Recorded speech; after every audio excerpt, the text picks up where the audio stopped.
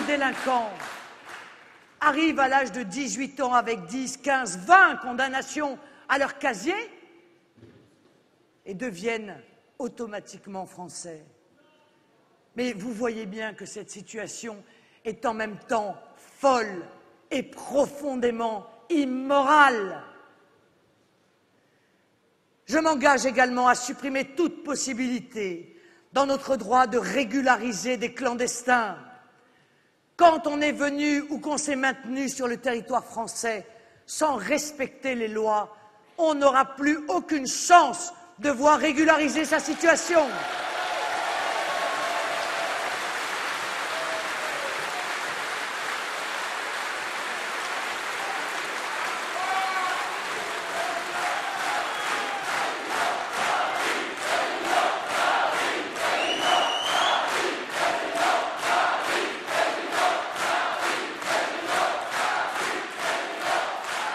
Nous expulserons toute personne entrée sur le territoire national illégalement.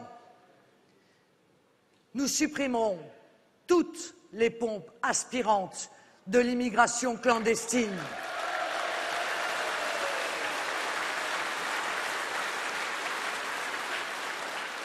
Je ne veux plus de manifestations de clandestins ou de soutien aux clandestins. Elles seront interdites.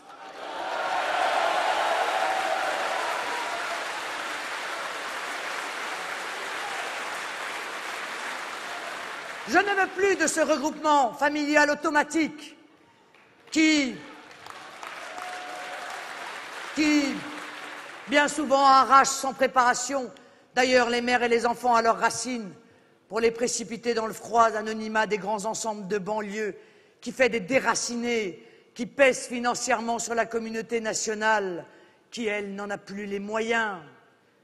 Je ne veux plus de cartes de séjour de 10 ans.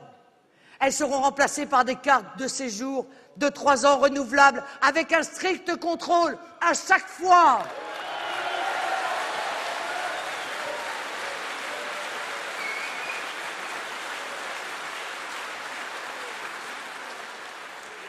Alors, mes amis,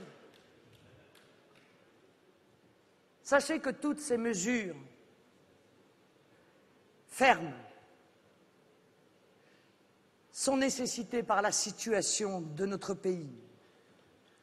Sachez qu'elles participeront d'ailleurs à lever le risque d'amalgame qui existe avec des Français d'origine étrangère, musulmans, qui respectent la loi, qui restent dans les clous, qui se sentent participer totalement de la communauté nationale, puisque ceux qui seront sur notre territoire, eh bien, nous les aurons acceptés, ils ne nous auront pas été imposés.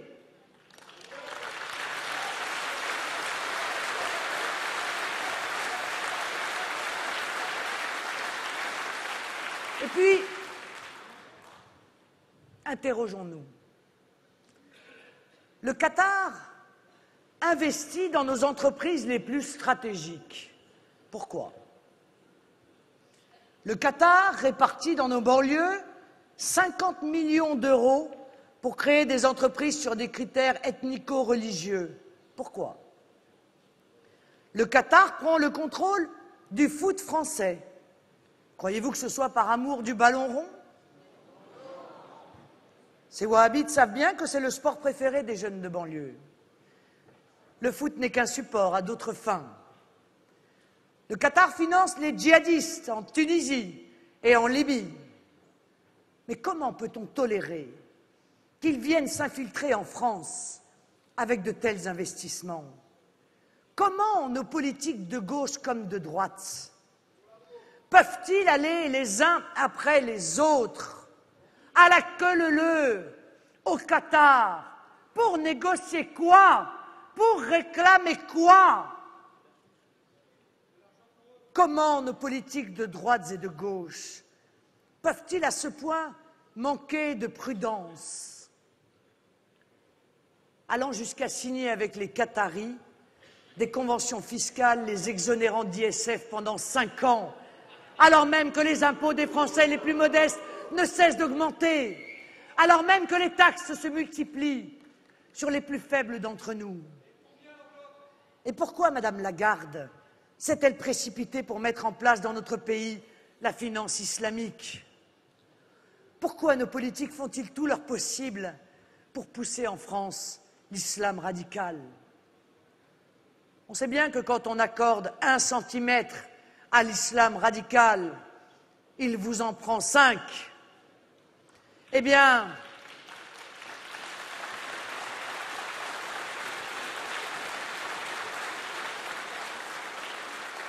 forte de ce constat, mes amis, je ferai exactement l'inverse.